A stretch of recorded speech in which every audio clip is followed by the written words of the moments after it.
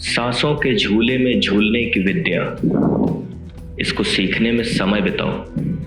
ये विद्या ब्रह्मास्त्र है, हमारी समस्त इच्छा पूर्ति का मुख्य स्रोत है। यहाँ आने और यहाँ से जाने का इकलौता रास्ता है ये। ढूंढो ढूंढो इस रास्ते को, ताकि घर लौट सको पथिक, तुम घर लौट सको। ये कुंडली है, अपने समय के सिंगर थे किशोर कुमार। ये जरा कुंडली देखिए, ये मतलब अच्छे परिवार में पैदा हुए। इनके बड़े भाई अशोक कुमार वगैरह जो हैं वो फिल्म प्रोड्यूसर, डायरेक्टर, एक्टर सब सुपरस्टार थे। उनके घर में ये पैदा हुए थे। किशोर कुमार बॉलीवुड के सिंगर, प्लेबैक सिंगर हैं। प्लेबैक सिंगर थे, हाँ, 70s में 80s में बहुत प्रसिद्ध गायक कलाकार रहे।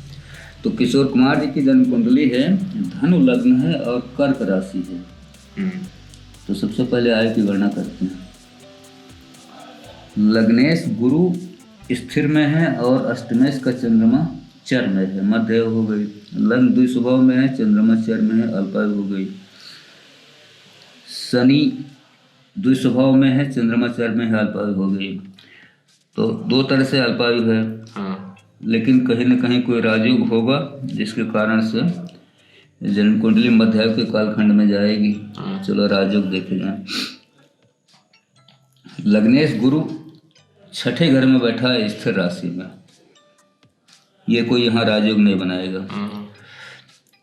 पंचमेश का मंगल इनका भाग्य भाव में आ गया, उच्चाभिलाषी। मकर इसकी उच्च राशि है, 5 राशि पीछे सिंह राशि में बैठा है, ये भी कोई राजयोग नहीं बनाएगा। नवमेश का इनका सूर्य 8वें घर में आ गया, ये भी कोई राजयोग नहीं बनाएगा।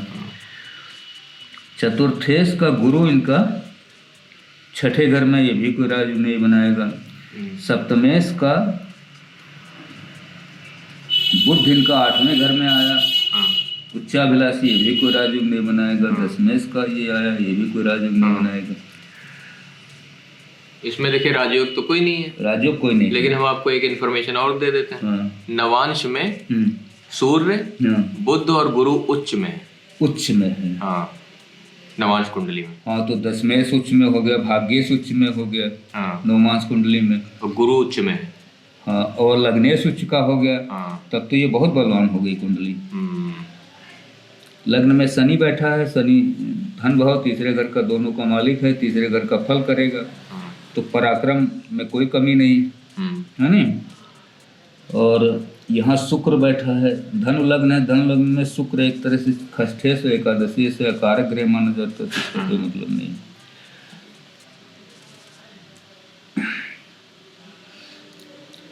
कुंडली बैलेंसिंग में है, मध्यायु के कालखंड में है। क्योंकि लग्नेश गुरु यहाँ उच्चाभिलाषी है, कर्क इसकी उच्च राशि है, 2 राशि पीछे बैठा यहाँ वृषभ में। और ये चंद्रमा अष्टमेश है, चंद्रमा के साथ सूर्य बुध बैठा है ना। तो ये जो आप अभी अल्पायु वाला कालखंड जोड़े, हाँ, ये बचपन में मतलब 25 साल के अंदर 2-3 बार जो है बहुत लंबी बीमारी से पीड़ित हुए थे। हाँ, तो जिसमें एकदम मृत्यु सम कष्ट वगैरह था। हाँ, तो फिर वो वही है, क्योंकि अल्पायु के कालखंड की कुंडलियां रोग शरीर को देती बहुत, हाँ, पीड़ित बहुत करती, तो वो स्थिति है। तो ये हो गया राजयोग। अब धन भाव का मालिक शनि लग्न में ही बैठा है, ये अच्छी स्थिति है। हाँ, धन की कोई कमी नहीं।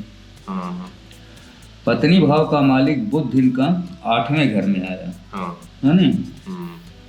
और ये यहाँ पर सूर्य चंद्रमा के साथ है, हाँ, चर राशि में है। तो अब इसमें अगर इस जन्म कुंडली को देखा जाए तो इसमें 3 ग्रह इकट्ठे हैं इनकी पत्नी भाव के साथ, चंद्रमा सूर्य बुध, और 8वें घर में है। इनके साथ ट्रेजेडी बहुत हुई। हाँ, इनकी कई पत्नियां मरी हुई। अरे वो मधुबाला से शादी हुई थी, वो एक्सपायर हुई थी। हाँ, वो तो हमको कहानी पता ही है ना। हाँ, तो कई शादियां हुई थी, तो कई शादियां इनकी इसमें दिखा रहा है। वो जीवन का तो बहुत ही बड़ा स्ट्रगल रहा इनका। हाँ, तो ये स्थिति है। संतान भाव का मालिक मंगल इनका ठीक है, भाग्य भाव में बैठा है, अच्छी स्थिति में, उच्चाभिलाषी है। संतान इनकी ठीक है, जो भी है। वो अमित कुमार क्या है, सिंगर? हाँ, अमित कुमार है सिंगर। संतान भाव ठीक। करियर इनका बुध चर राशि में है, तो करियर इनका जब तक चला है ठीक ठाक चला है, हाँ। लेकिन बहुत लंबा समय करियर नहीं रहा। लंबा तो नहीं चला है करियर, हमको लगता है कुछ 10-15 साल का। हाँ, 10 साल का चला है करियर ढंग से। लेकिन जो भी करियर रहा है वो अच्छा रहा करियर उनका। और बाकी हमारे सब तो ठीक ठाक है कुंडली, बाकी तो कोई ऐसी चीज है नहीं। अच्छा, इस कुंडली के साथ में एक चीज और भी थी कि ये कुंडली जिस घर में पैदा हुई वहाँ देश काल परिस्थिति पहले से अनुकूल थी। सब वो करोड़पति लोग थे अपने समय के, है ना। इनके भाई वगैरह सब सुपरस्टार थे। तो वो जो एक फॉर्मूला है देशकाल परिस्थिति वाला, कि अगर देशकाल परिस्थिति अनुकूल है और कुंडली कमजोर है तो वो खिंच जाती है। वो बिल्कुल खिंच। और अगर देशकाल परिस्थिति प्रतिकूल है तो कुंडली को राजयोग की जरूरत पड़ेगी, है ना। अभी इस कुंडली को अगर कोई ज्योतिषी देखे तो कहेगा इसमें कुछ है ही नहीं, है ना। जबकि ये स्टार भी थे, सिंगिंग के तो स्टार थे ही। और जब इसका नवांश चक्र देखा जाएगा तो उसमें सूर्य उच्च में है, बुध उच्च में है, गुरु उच्च में है, तीन जो है तीनों ग्रह उच्च में है, लग्नेश, भाग्येश और दशमेश, तीन ग्रह जो है वो उच्च में बैठे हुए। तो इसका मतलब ये है कि केवल जैसे ये तो खैर ये जो हम चक्र आपसे पढ़वाते हैं इसकी तो महत्ता है ही, बाकी पूरी कुंडली के जो 12-15 टेबल हैं वो भी देखना बहुत इम्पोर्टेंट है। है ना। जब यहाँ पर कोई चीज गड़बड़ दिखाई देती है लग्न में, तब अंदर की टेबलें देखी जाती है ना, और नहीं तो ज्यादातर तो सब लग्न में मिल जाता है। अच्छा, लग्न कुंडली के अलावा जो चंद्र कुंडली है और सूर्य कुंडली है वो भी इम्पोर्टेंट होती है अपनी में, होती सब इम्पोर्टेंट, जिस लेवल पर जरूरत पड़े। ये तो सही बात। और तो इसमें कुछ है नहीं, सब तो देखेगा डालेंगे नहीं तो ठीक है। अंतर श्रृंगार की वियोग से संयोग की यात्रा में जो संचारी भाव चलता है वो अनाहत चक्र पर चोट करता है, उसे खोलकर मुक्त कर देता है। स्नायु तंत्र सजीव होकर ब्रह्मांड यानी पंचम तत्व में विलीन होने के लिए तत्पर हो जाता है। ये शरीर में यह प्रक्रिया घटित होती है वो तत्काल अशरीरी हो जाता है। जो शरीर इस शरीर को देखता है वो शरीर अशरीरी की यात्रा में जाने को उमड़ने लगता है। ब्रह्मांड की आदि शक्ति जो मोह के प्रभाव में रहती है मुक्त हो जाती है और दोनों शरीर अशरीरी में संभोग कर लेते हैं। पर यह नारायण की स्थिति नहीं है। यह घटना मन के नियंत्रण में है, इसे ज्ञानी जान नहीं सकता, क्योंकि ज्ञानी मन के द्वारा छला हुआ एक नर या नारी है जो सुषुप्तावस्था में है। उसके जागने में बहुत समय है अभी। सच्चे गुरु का इंतजार और सच्ची मेहनत की कमी।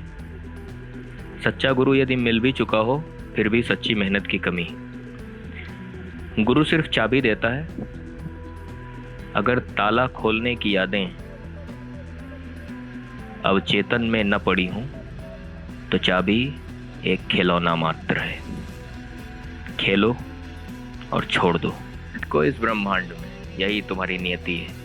भटको